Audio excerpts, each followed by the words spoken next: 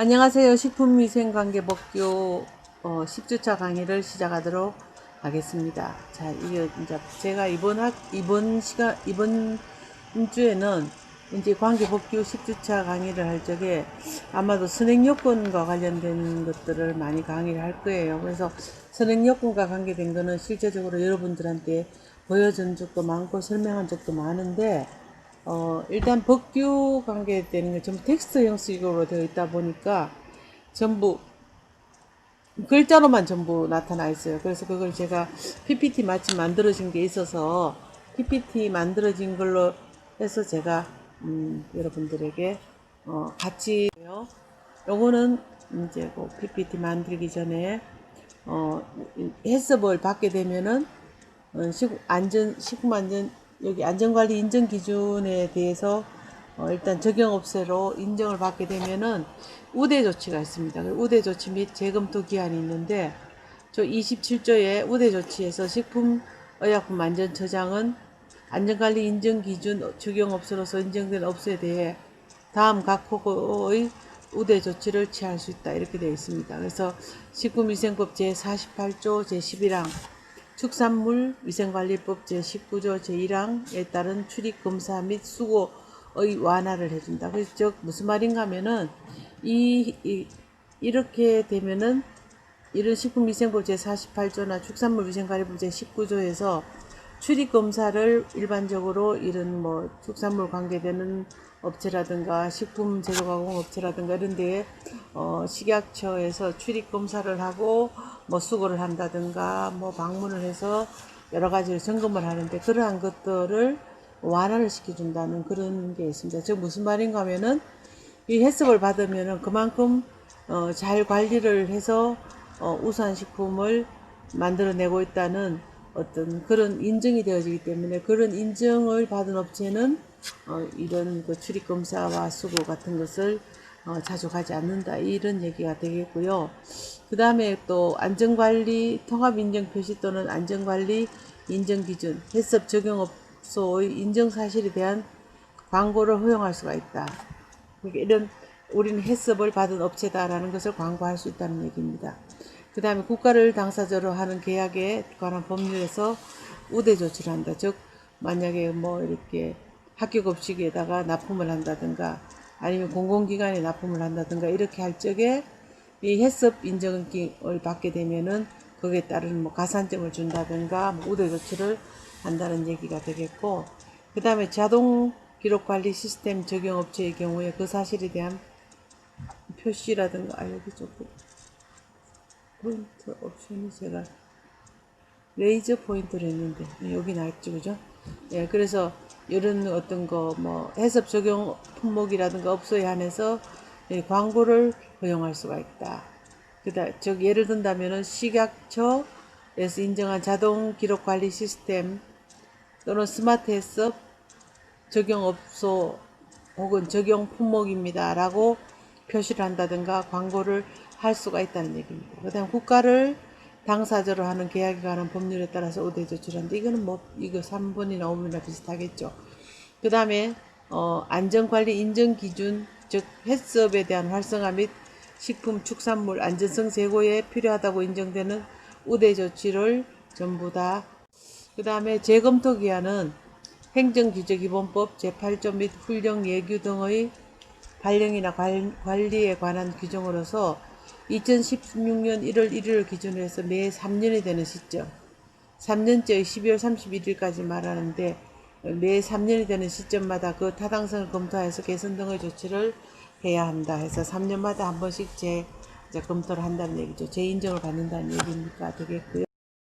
그 다음에 부칙으로는 여기 지금 보면은 2020년 3월 11일 날 그 2020 15호가 부칙으로서 이제 시행이 되는데 이때 보면은 선행요건 제5조에 관련돼 가지고 해저드 어널리시스 크리티컬 컨트롤 포인트라는 위의 요소를 중점 관리하는 기준의 성공적인 적용과 효과를 극대화하기 위해서는 가장 먼저 안전하고 위생적인 식품 생산에 필요한 기본적인 환경 및 작업 활동을 보장하기 위해서 지켜져야 하는 조건이다. 이렇게 해서 이 선행 요건은요, 해썹을 잘 실행하기 위해서 그 전에 미리 기본적인 환경이라든가 작업 이런 어떤 활동을 보장하기 위한 어떤 거 미리 갖춰줘야 될 그런 조건이라고 얘기를 할 수가 있습니다.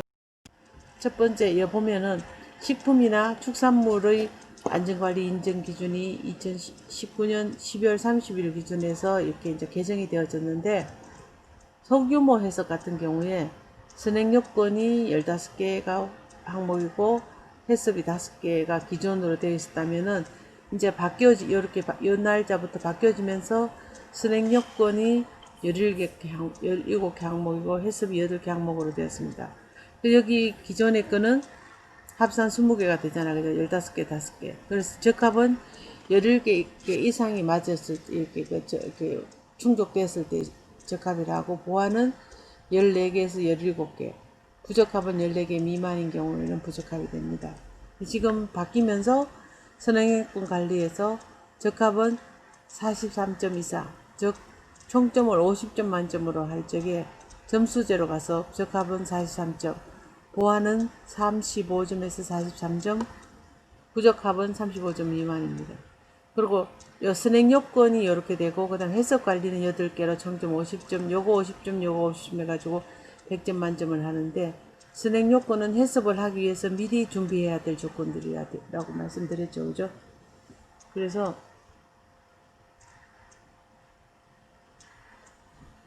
해석 적합은 43점 이상, 보완은 이렇게, 부적합은 이렇게 되어져 있습니다. 요거를 다시, 그러니까 요 선행 요건하고 해썹에서 각각 50점을, 물론 이제 이게 뭐 하나 항목당에 배점이 어떤 건 1점이 될 수도 있겠고, 어떤 건 2점이 될 수도 있겠고, 어떤 거는 뭐 3점, 최고 3점입니다. 그래서 거기에서 이제 이렇게 점수를 맞는 거에 따라 달라진다는 거. 보면은 선행 요건별 평가 배점이 이제 식품 제조 가공업소하고 단체 급식도 조금 틀리는데, 영업장에 대한 관리는 항목이 12개입니다. 그래서 배점은 26점이고, 단체급식소 같은 경우에는 항목이 14개고 배점이 25점이고, 그럼 결국 항목당의 점수는 단체급식소가 더 야박하게 점수가 낮게 책정이 되는 거죠. 위생관리의 측면에서 본다면은 제조가공업소는 16개 항목에서 30점 만점이고, 단체급식 같은 경우에는 26개 항목에서 39점 배점입니다. 그럼 제조가공 조리시설, 설비시설, 설비관리, 냉장, 냉동, 이건 온도관리, 용수관리, 사용하는 물, 그죠? 보관, 운송관리, 검사관리, 회수관리, 이렇게 해서 제조가공업소는 52개 항목에서 100점 만점이고, 단체급식은 71개 항목에서 100점 만점입니다. 그 인정을 받느냐 못 받느냐 하는 것은 바로 이 적합을 받아야 되는데, 적합인 경우에는 85점 이상이 되어져야 된다는 여기에서.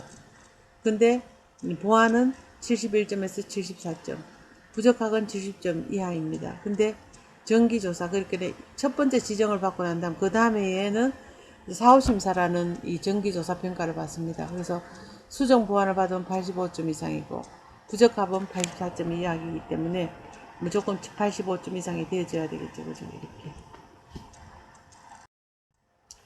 선행 요건은 식품이나 식품 첨가물을 포함해서 식품 제조가공업소, 건강기능 식품 제조업소 및 집단급식소, 식품 판매업소, 축산물 작업장이나 업소 같은 경우에는 이 선행 요건을 먼저 적용을 시켜서 나중에 해썹을 해썹 시스템이 적용이 되겠죠. 그러면은 이러한 업소에서는 영업장 관리를 어떻게 하냐 할 때, 작업장은 독립된 건물이거나 식품 취급 외의 용도로 사용되는 시설과는 분리, 벽이나 청으로 해서 별도의 방이나 공간으로 구분되는 경우를 분리를 하는데, 이렇게 분리가 되어야 되고, 작업장은 물이 샌다든가 외부 오염물질이나 해충, 설치류 등의 유입을 차단할 수 있도록 밀폐가 가능한 구조이어야 한다.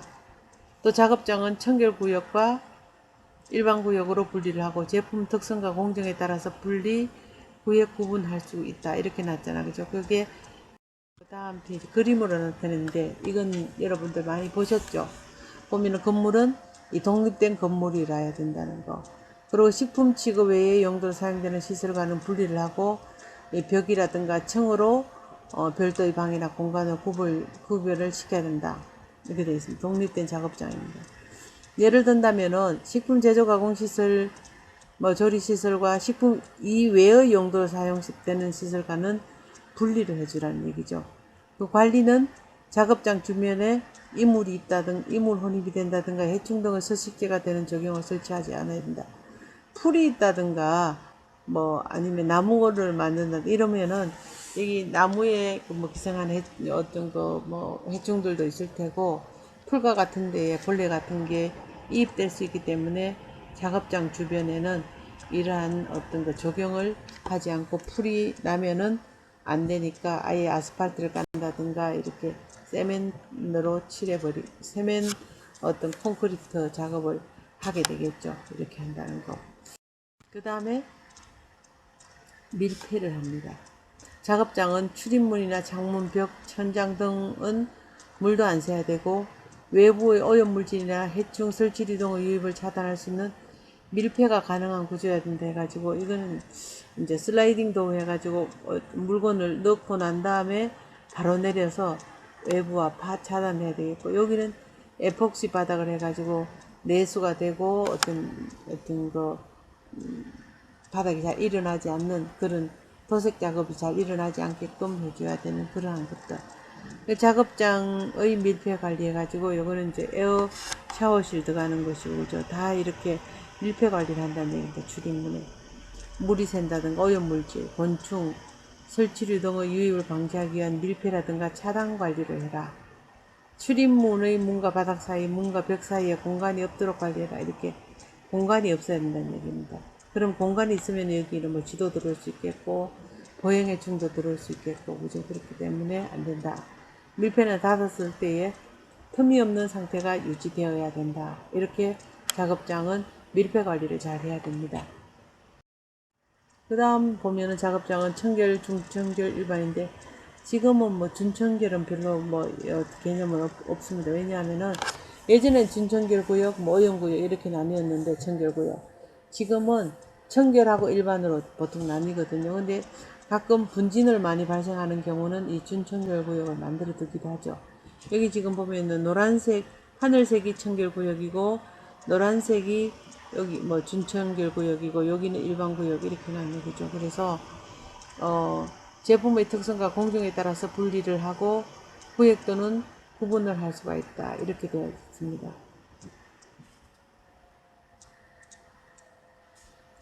그 다음 이제 예를 든다면은 청결구역과 일반 구역으로 분리를 한다. 청결하고 다 전체적으로 일반 구역을 한다. 아니면 또 준청결 구역 같은 경우에는 열기가 많이 있다든가 증기, 분진 등에 의해서 청결구역에 영향을 미치는 경우에 이렇게 준청결구역을 설치를 해준다는 얘기입니다. 그러면 사람의 이동은 이제 일단은 여기 일반 구역에서 청결구역 들어가기 전에 한번 어떤 위생적인 그럴까요? 걸름 장치, 위생 그렇게 에어 샤워라든가 에어 커튼이라든가 끈끈이라든가 이런 것들을 손 세척 한다든가 이러한 것들이 놓여져야 되겠죠. 그죠? 지금 여기 글씨가 짤짤하게 보여서 잘 안 보이는데 여하튼 여기 일반실에서 준청결 취급할 때도 한 번에 어떤 필터링이 있어야 되겠고 당연히 준청결에서 청결로 갈라 또 한 번에 어떤 걸름 장치라 그럴까요? 필터링이라 그럴까요? 이러한 것들이 있어야 되겠죠. 그래야지만 결국 청결구역을 오염시키지 않을 수가 있기 때문입니다. 자, 그 다음에 보면은 건물의 바닥이나 벽 천장이라 해서 이거는 이제 텍스트 형식으로 우리 법규 식품위생 관계 법규에 나오는데 원료 처리실, 제조 가공실 및 내포장실의 바닥, 벽, 천장, 출입문, 창문 등은 제조 가공하는 식품의 특성에 따라서 내수성 또는 내열성 등의 재질을 사용하거나 이러한 처리를 해야 되고 바닥은 파여 있거나 갈라진 틈이 없어야 된다. 작업 특성상 필요한 경우를 제외하고는 마른 상태를 늘 유지를 하도록 하고, 만약에 물을 쓰는 그런 작업장 같은 거, 예를 들어서 장아찌 만들어 세척을 한다든가 뭐 김치를 만들어 세척을 한다든가 이런 경우는 이 물이 있으면 물이 자연적 발생을 하겠죠. 물을 많이 쓰니까. 그러면은 이렇게 그 스펀지 미는 걸로 해서 밑에 그 물걸레라 그럴까요? 그런 걸로 바닥에 항상 물기를 제거해 줄 수 있는 그러한 어떤 도구를 갖다 놓고 물을 배수구로 자꾸 이렇게 몰아서 마른 상태를 만들도록 해줘야 됩니다. 그래야지만 곰팡이라든가 이런 것, 미생물이 번식하지 않기 때문에 마른 상태를 좀 유지할 수 있도록 해줘야 되겠고, 이 경우에는 바닥, 벽, 천장 등에 타일 등과 같이 홈이 있는 재질을 사용할 때는 그 홈에 먼지라든가 곰팡이, 이물 등이 끼지 않도록 청결하게 관리를 해야 된다. 그래서 타일 같은 거 가급적이면 이 실란트, 이염새 부분 같은 것도 홈이 얇게 이렇게 연결될 수 있게끔 뭐 실리콘을 쏜다든가 할 적에도 잘 이렇게 평면적으로 이렇게 그 뭐라 그럴까 붙여질 수 있도록 만들어줘야 됐고요. 그 다음에 배수나 배관은 작업장은 배수가 잘 되고 구배가 맞게 그죠. 그다음 배수로에 퇴적물이 쌓이지 않아야 하고 배수구라든가 배수관 등은 역류가 되지 않도록 관리를 해야 된다. 이렇게 규정을 하고 있습니다. 그다음 출입구는 작업장의 출입구에는 구역별로 복장 착용 방법을 게시하고 개인위생 관리를 위한 세척, 건조, 소독, 설비 등을 구비해야 하고 작업자는 세척 또는 소독 등을 통해 오염 가능한 물질 등을 제거한 다음에 작업에 임해라. 출입구에는 그죠. 그 다음에 통로는 종업원의 이동 통로, 작업자 이동 통로를 꼭 표시를 하고 이동 경로에는 물건을 적재한다든가 다른 용도로 사용하지 않도록 이렇게 공간 확보를 해주라는 얘기가 되겠죠, 그죠? 자, 그 다음에 여기 보면은 여기 좀 잘못된 것 발췌해 왔는데 일단은 뒷페이지 나오는가 그런데 요거는 작업장 출입구에는 구역별로 복장 착용 방법을 게시해라. 이러한 경우에는 뭐 청결구역 들어가는 경우가 되겠고, 여기 분진 같은 걸 허비하고, 여기 지금 세면기에서 손 씻고 발 페달을 밟으면은 바로 물이 나오게끔 하고, 그 다음에 요거는 페이퍼 타올로 이제 닦는 것이고, 여기는 소독액을 넣는 겁니다. 그 다음 위생복을 착용할 때는 위생복은 뭐 소매, 바지, 아랫등을 걸치지 않고 완전히 내리고 걷지 않고 완전히 내리고 상의 단추 등을 개방하지 않도록 해라. 위생모는 머리 전체를 감싸도록 하고 머리카락이 나오지 않도록 해야 되겠고, 위생화는 꺾어 신는다든가 접어서 신으면 안 된다. 앞치마는 가슴에서 무릎까지 가릴 수 있도록 착용한 뒤에 끈으로 묶는다. 그 다음 위생장갑은 손목 부위 작업복 소매를 덮어서 착용을 하고, 마스크는 호흡기 즉 입이나 코를 완전히 가리도록 착용하고, 토시는 혹여라도 위생장갑하고 발목 손목 사이에 어떤 거 노출이 된다든가 하면은 채모가 나올 수 있으니까 여기 팔꿈치까지 착용을 해라 이렇게 되어 있습니다. 그래서 여기 예를 든다면 위생수칙 복장 방법 등도 이렇게 게시를 벽에다가 해두게 되어 있습니다. 필수 설비는 손 세척, 건조, 소독. 신발 세척 설비는 장화를 착용한 경우에는 이렇게 신발을 씻을 수 있는 설비를 만들어야 되겠고, 신발 소독조는 신발장이 출입구에 외부에 있는 경우는 신발 소독조를 만든다. 이렇게 해서 출입구에 대한 설명인데, 이건 아마 뒤에 게 앞으로 당겨져 있는 것 같아요. 통로는 마찬가지로 작업장 통로는 이동 경로를 표시해라. 들어가고 나가, 작업자 이동 경로가 들어가고 나가고 하는 거. 요 점수를 해놓은 거, 요거를 구획이라고 한다면은 이렇게 구분입니까? 구분을 하면은 이렇게 선으로 표시를 해가지고 들어가는 선, 나가는 선이 교차되지 않게끔 해주라는 얘기입니다.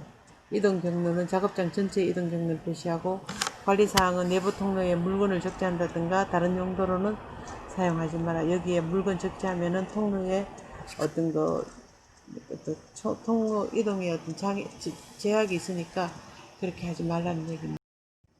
그다음에 건물 바닥이나 벽 천장, 아까 제가 그 앞에 페이지보다도 이게 먼저 가야 되는데, 원료 처리실, 제조 가공실, 내포장실 바닥, 벽, 천장, 출입문, 창문 등은 제조 가공하는 식품의 특성에 따라서 어, 물을 잘 견딘다든가 혹은 내열성 등의 바닥 재질을 사용하거나 이러한 처리를 해야 한다. 그리고 바닥은 파여 있거나 갈라진 틈이 없어야 하고, 작업 특성상 필요한 경우를 제외하고는 마른 상태를 유지를 해라. 깨졌으면 안 된다니. 이거 다 보수해야 되고, 그죠?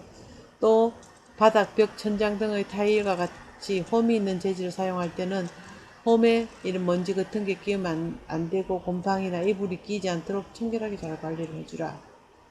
그 작업장은 에폭시 같은 거, 그죠? 그 내수성, 내열성, 내산성, 내약품성, 있어야 되겠고, 약품이 견딜 수 있고, 산성이 견딜 수 있고, 열에 견딜 수 있고, 어떤 물이 스며들지 않게끔 해야 된다. 세척과 소독 이용해야 되고, 그 다음 세척 소독 과정에서 이물이 발생하지 않는 그런 재질을 쓰고, 타일과 같이 홈이 있는 재질에는 먼지, 곰팡이, 이물이 끼지 않도록 청결하게 관리한다는 것이 건물 바닥이나 벽, 천장과 같은 데에 사용되어지는 그러한 재질들에 대한 설명이니까 이걸 참고로 하시고, 첫째 시간 수업은 여기까지 하도록 하겠습니다. 수고 많으셨습니다.